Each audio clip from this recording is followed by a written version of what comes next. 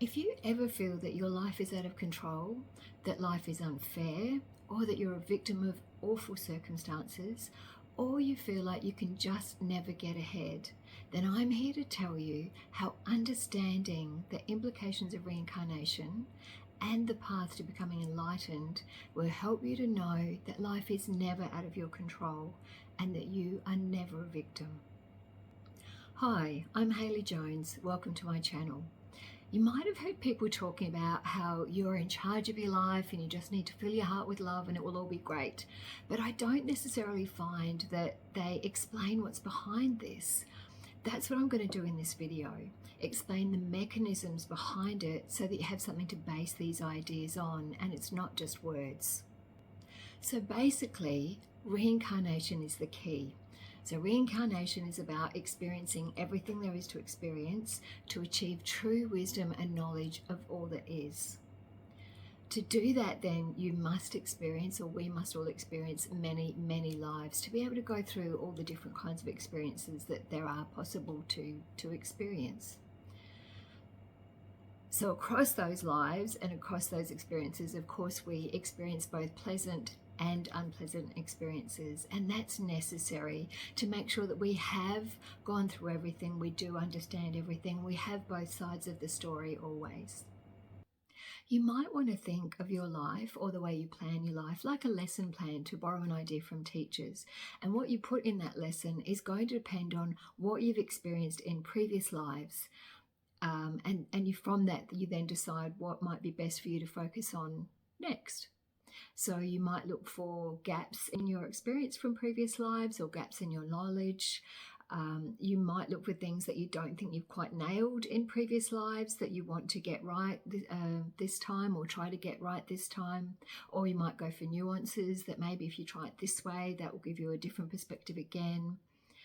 Or you might go for a life where you can be of service to others. I'm sure you can see lots of examples of that in your own life. You might choose a particularly difficult life where you go through a lot of hardship of one kind or another. Possibly this might be where you are very dependent on others for care, so you feel like you don't have a lot of control because you are always waiting for someone else or needing someone else to do things for you, whatever that looks like.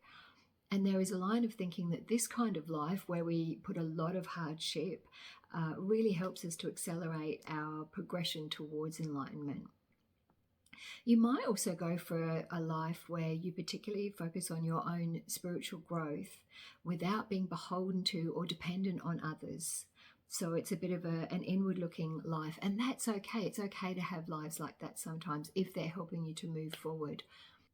So my sense is that we don't necessarily plan every detail of our lives, that we choose the main events and the main kinds of experiences that we want to go through. But we do need to allow for the idea of free will. I do believe that is a thing. And so we can, because of course we're always dealing with other people, and we'll talk more about that a little bit later in the video, but we can choose sort of the bigger things that, oh yes, I want to experience this kind of thing and I want to experience that kind of thing. And you might have an idea of how you want it to unfold, but there will always be some uncertainty because you're relying on other people and their reactions, but also yours, because you may not actually react to situations the way that you think you're going to. So there's got to be a bit of leeway there, and that's okay, because if you do miss out on what you'd hoped for or hoped to achieve in this life, you've got plenty of other lives where you'll do that. So it's not an issue if things don't go quite to plan. It's still okay, and you're still not a victim. So you can think of it as that we choose the pleasant and the not so pleasant things that we want to happen in our lives at a chunked up level, rather than, every little detail. And let's face it, we all know that it's generally the unpleasant things that we grow the most from, or the things that seemed unpleasant at the time. It can be pretty awful and difficult at the time, but when we come out on the other side, we can look back and recognize how we grew from it by recognizing our own strength, perhaps being surprised by our strength as we came through it, our resilience, or our deepened compassion for others. Just to show you some examples from my own life, I've had some relationships that I've hung on to for way too long that just weren't going to work out the way I'd hoped for a variety of reasons, basic incompatibility and mental health issues and that kind of thing. But I try not to be sorry or regret that I hung on too long. I now have a lot of compassion for others going through similar heartache or pain.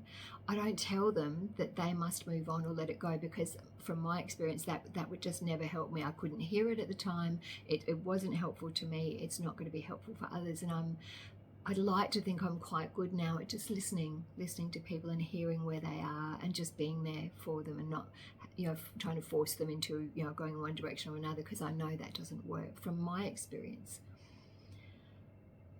So I also know that a large part of my hanging on, to a greater or lesser degree in different relationships, was because of my own insecurities and lack of confidence at the time. But I couldn't see or hear that at the time, or even if I did, I couldn't see past it. I was so caught up in that and the emotion and trauma of it all. I could not see past that, and I was very, very stuck.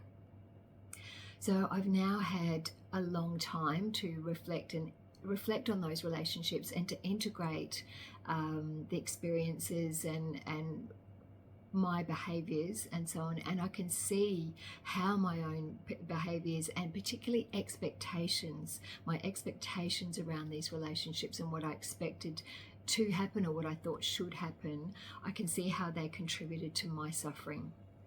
But on the other side of those experiences, as I am now, I can look back and see how much those experiences did help me to grow as a person.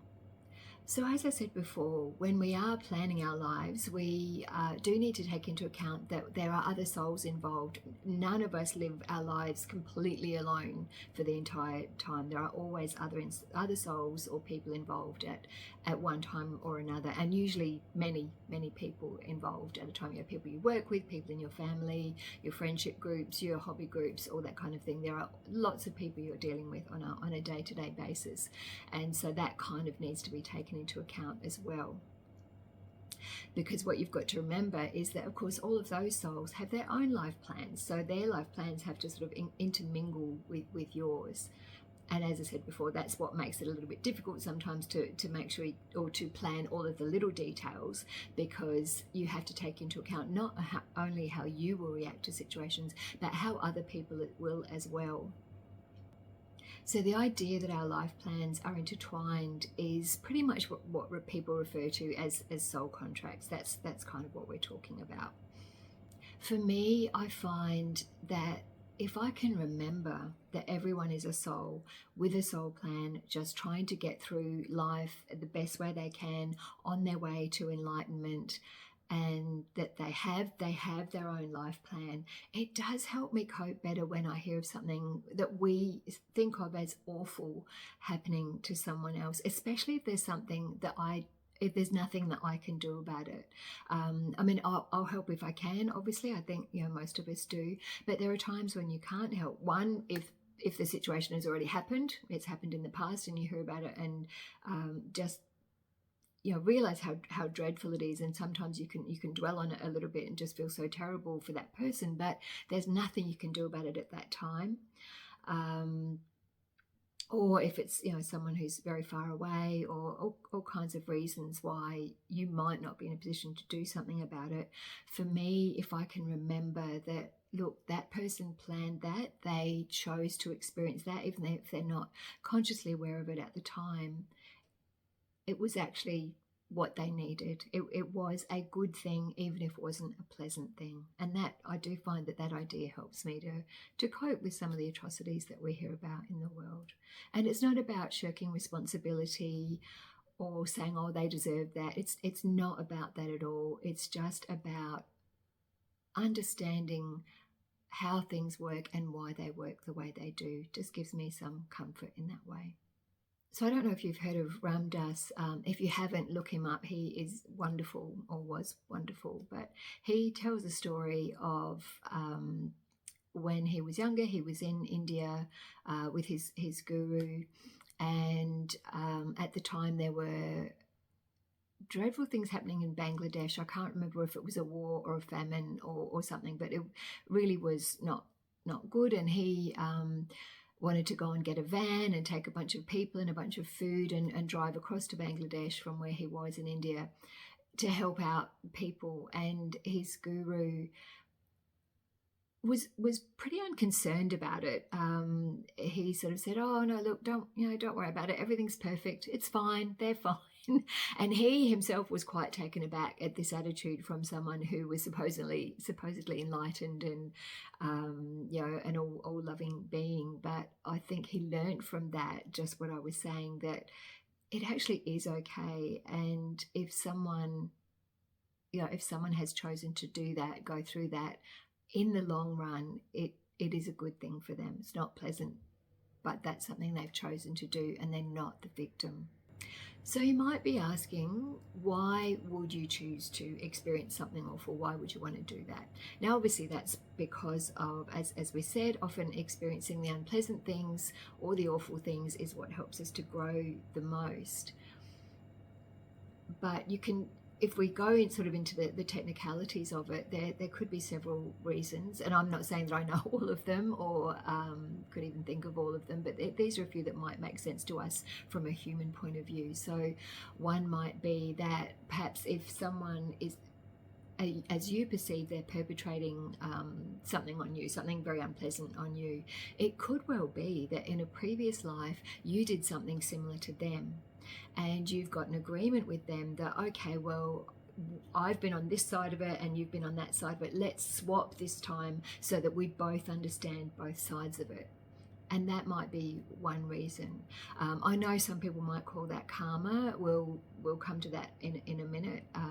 But that's one reason. And you might do that several times. You might experience similar experiences several times until you really feel that you've integrated that experience and all it has to teach you. That you may well just choose to experience something awful because it is something to experience. As I said, it's part of the whole technicolor of experiences there are to be had, and it may just be, well, this is another one to tick off. Similar, I know a lot of people would ask, specifically, okay, why would you choose to experience something really awful like murder? Why would you choose to be murdered? And same thing, it's an experience. It would be very unpleasant at the time, generally speaking, but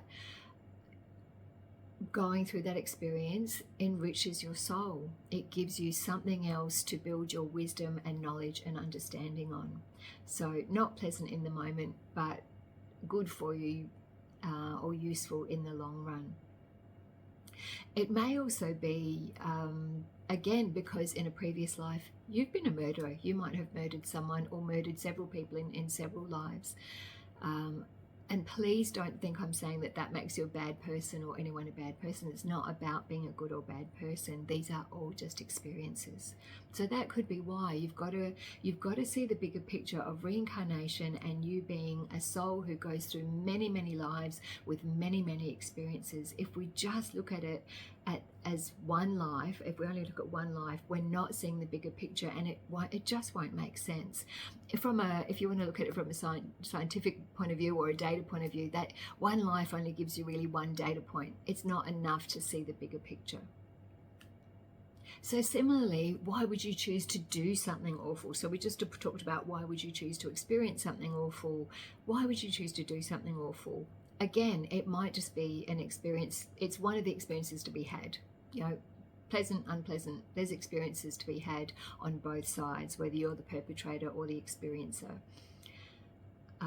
So again, it might be you're choosing to perpetrate something on someone because in a previous life they perpetrated it on you, and you've agreed with them to swap this time, as we said earlier, for experiencing something not so pleasant. And sometimes it could be because another soul, or it could be you, has gone off their planned path. So this doesn't mean it's wrong or bad, it's just a different experience. So Dolores Cannon in particular talks about that sometimes when souls are planning their next life, they apparently we do actually like, as souls, coming down to earth because we love the drama. We love the drama of it. And so when you're a soul not on earth, you're planning your next life. You can get caught up in the excitement of, oh, let's throw this in there and let's throw that in there, and oh, that'd be fun, wouldn't it? Let's do that. Not remembering or realizing how difficult it is actually when you're in there. Like, it's all very fun looking from above and, oh, look, that'll be fun, and all the drama and so on, but when you're actually living it, a lot harder. So it may be that when you come down to live a life and you've planned all these, somewhat unpleasant things, it might just get a bit too much for you, and you may go off the rails, or someone else may have gone off the rails. Maybe they've taken on too much for themselves and they've gone off the plan, which means that what the contract that you had with them is not quite going to work out the way you had both originally planned. But again, it's all okay, because if you weren't going to experience that in this life, you would have chosen to experience something like it in another life anyway. So as I say, you are never the victim. You are never the victim. It's all okay, because we all need to experience both the pleasant and the unpleasant. So let's talk a little bit about karma. So there are a bunch of different ideas around karma. For example, Neil Donald Walsh, who wrote Conversations with God and that series of books, he talks about the idea that when we come to Earth, when we come and live our lives, there are no lessons to be learned. We're simply here to be and to experience. So he would not really talk about karma at all. It's just be in love and be, and that's why we're here. There's no lessons. Others talk in terms of karma as, in a way, I think that's been misunderstood and somewhat abused, really. So there's a common understanding or misunderstanding that karma is a system of punishment and reward. And some people do particularly relish the idea of karma as a punishment, particularly for people that they feel they're hard done by, and that's not, I think, the best way to look at it. It's not really about punishment and reward at all. The understanding of karma that makes the most sense to me is that actually expressed by Ram Dass, whereby he talks of karma as being experiences to help you evolve. So that sort of covers everything, the pleasant and the unpleasant. And a particular quote of his is, which I think is really useful if we could all think of it this way and live our lives this way. He says, "Don't think about how to get out of your karma. Think about how to live in it with grace." And I do believe that this is the key. You can try to run or hide from what's happening in your life, but you won't resolve anything. And it will simply mean that you will need to face a similar experience again in a later life, or later in the current life, or in a different way, in order for you to properly fill that experience gap. So there really is no running or hiding, not in the long run. And so when he talks about facing your experiences with grace, or things that you're going through with grace, if you can face everything in your life through the eyes of love, or through love and through feeling love, you're a very long way along the evolutionary path. So facing difficulties with love and an understanding that everything that happens to you is a step on the path towards enlightenment or God, or however you want to look at it, will make your life so much easier overall. If you can look at it from love and understanding that everything is love, rather than feeling like, oh, I'm the victim of this, or I'm the victim of that. Understanding that all is okay, all is as it should be, you're on the right path, just feel love as much as you can. And I know sometimes that's really hard when you're feeling really hurt or really scared. Feeling love is a very difficult thing, but the more you can practice that, the more you'll get better at it, and also the better you will feel, and the better your life will feel as well. Situations that you previously would have felt very victimized in, you won't feel so victimized, or won't feel victimized at all. So looking at everything that happens in your life through the lens of love doesn't mean that unpleasant things aren't going to happen to you, but they will be so much more bearable if you can approach them with a full heart and that sense of purpose that you're headed for enlightenment. So what I'm saying is, recognize that life isn't happening to you, it's happening for you. And I know that's a cliche, it's a bit of an eye roller, but I do believe it's true if you can think of it in this way, the way that you're on the path to enlightenment and you need to experience the pleasant and the unpleasant. So the key with this is to understand that for you doesn't mean that everything will be or must be pleasant. It won't be. We all know that. So what you need to understand is that even in its unpleasantness, what you are experiencing is taking you further on the path of enlightenment. And I believe the greater amount of love that you can approach, even or especially unpleasantness with, the more steps or leaps and bounds you take towards enlightenment.